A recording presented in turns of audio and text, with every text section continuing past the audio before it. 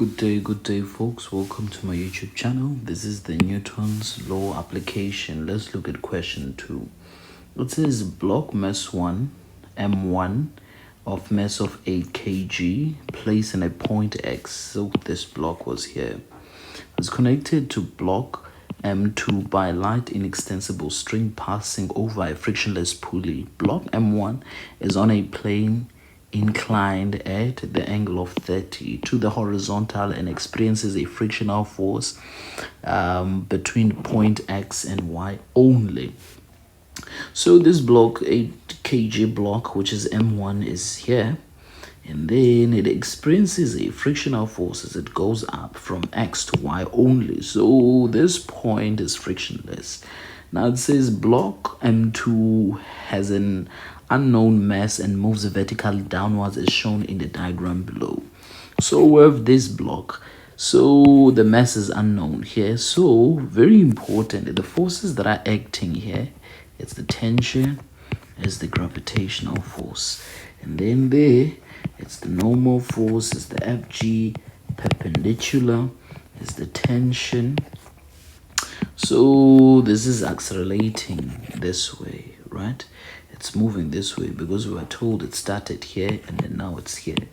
So there's a tension and there will be friction, which is Fk, and there will be Fg parallel. Fg parallel there. I hope there's any force that and the gravitational force downwards there, right? So now it says here block M1 is released at point X and it moves at constant velocity. Very important. So it moves at constant velocity. Acceleration is 0. F net is equal to 0. The coefficient of kinetic friction acting between the 8 kg block between point X and Y, it's 0.2, right? So we're given the mu k here, right? Here, guys, always there's no friction force and there's no normal force there. There's no mu k as well. State the Newton's first law in words. You must know it according to exam guideline. Consider the motion of block M1 between X and Y. Draw a label free body diagram. So guys, I'm going to draw the free body diagram here. 2.1.2. So guys, every time you draw a free body diagram, make the surfaces the broken lines there. So we have a normal force, we have an Fg. Remember guys, no components are allowed. No components. You don't draw your components in the free body diagram. You have your tension, and then you have let me make it a little bit shorter. You have your tension, you have your Fk there.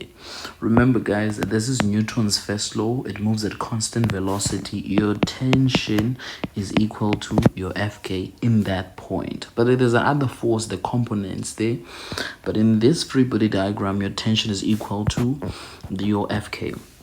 Now 2.1.3, it says calculate guys, the free body diagram, remember the ones that assist you in calculation is this one, the one with components. You have a normal force, you have your Fg perpendicular, and you have your tension, and you have your Fk, and you have your Fg parallel. This is the one that assists you in the calculation. This is for 8 kg, right? And it's still 8 kg right here, which is the M1. Right, now calculate the magnitude of the frictional force acting on M1. So this is the only object that has the frictional force. So let's do it here. 2.1.3, let's look at this formula. Fk is equal to mu k times normal force. Is it going to assist us in this? Let's ask ourselves. So we are looking for a friction. Do we have the mu k? Yes. Do we have the normal force? Yes, we can have. Remember, the normal force is going to be mu k times the normal force is equal to Fg perpendicular. It's equal to Fg perpendicular. So the Fg perpendicular, it's mg cos theta, right? So let's substitute. What is our mu k, we were told it's 0.2. So it's going to be 0.2 times the mass, the 8 kg times 9.8 cos. What is the angle? The angle is 30 there. The angle is 30. So it's going to be 30 degrees. When you punch that in the calculator, it's going to be 30,58 newtons. And the object is moving up the slope and the friction is moving down the slope, so it moves in opposite direction, so it's down the slope. That's the direction of it. 2.1.4. What is 2.14? It says calculate the mass m. It's 5 marks. It has to be simultaneous, guys, there, in a way, because there are a lot of things that we do not have. We do not have tension. The acceleration is 0, so we're looking for the mass there. So let's create an equation, and create an equation for 8 kg. We say F net is equal to ma. The forces that are acting on 8 kg, remember guys, I told you these are the forces that are assisting us in the calculation. So we chose this direction up the slope as positive, so the frictional force and the FG parallel are going to be negative. So we'll say minus FK minus FG parallel plus the tension is equal to MA, right? Now let's substitute the frictional force. The frictional force is negative 13,58, and the FG parallel we do not have, so it's going to be mg. The FG parallel is mg sine theta, so it's going to be 8 times 9.8 sine 30 close bracket plus t. Remember guys, this is at constant velocity. The acceleration is 0, so here we're going to have the acceleration that is 0 there. I hope I make sense by that. Let's have a look guys on that. So what else we do not have? I think that's it when it comes to M2. The forces, let me double check. We have a tension up the slope. The tension is positive, and then we have the FG parallel that is down the slope, and that is down the slope. So guys, I think we are fine when it comes to that. So we're gonna leave it like that, guys. We can leave it like that. So we can say this is equation 1. So let's go to, which is the M2, this one, right? We do not know the mass there, so we'll say F net is equal to ma, and then the acceleration is 0. What are the forces we have here? We chose the direction. Remember, we chose the direction up the slope and down as positive. So the gravitational force is going to be positive and the tension is negative. Remember, your tension here, it was positive. This one should be negative. So the mass we do not have is Fg is going to be m times 9.8 minus t is equal to 0, right? So we can say this is okay, let's create an equation here. So it's going to be 9.8 m minus t is equal to 0. So we're going to have t is equal to 9.8 m. So this is equation 2. So clearly we're going to substitute equation 2 into equation 1, right? So let's do it. So let's sub equation 2 into equation 1, right? So we're gonna put this here, right? So the whole equation, it's negative 13.58 minus 8 times 9.8 sine 30. I don't know why I'm not calculating that. So in a place of t, we're gonna put 9.8 m is equal to 0. That's 0, right? So if we punch this in the calculator, If we punch that in the calculator, it's going to give us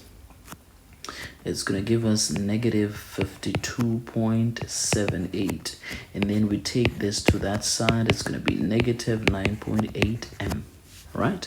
And then we divide by 9.8, negative 9.8 both sides, negative 9.8 both sides. Then our m, which is m1, is going to be 5.39 kg, right? That means we have the mass now, which is it's m2, right? This is m2, right? Right, we are done with that. Let's go to this last question. It says the 8 block continues move and pass y up the slope. So this started here. It started here and it continued and passes y. Remember the xy path, it was friction, it has friction. So beyond y, it's frictionless, which is there's no friction there. Now it says, how will the magnitude of the acceleration be affected? Write down increase or decrease or remain the same. So if now there's no friction here, there's nothing that opposes the motion, so the friction is going to be greater. So if the greater friction, that means the greater net force. In the absence of friction, there will be no friction here, guys. So the acceleration will be what? Will be greater. So the answer is increase there. So the answer is increase. What's the question? It's 2.1.5. It's 2.1.5. So the answer is increase. And it says we should explain, give reason for our answer. So what we're going to say, we'll say in the absence of friction, the F net increases. The F net increases, right? So there will be a net F net that increases in the absence of friction there, right? Another thing that you can say there, you say the forces, the upward forces, you can say the upward forces increases in the absence of friction, right? Yeah, that's what we're going to say there, right? I hope I do make sense. I do make sense there. That's it. Cheers. Bye.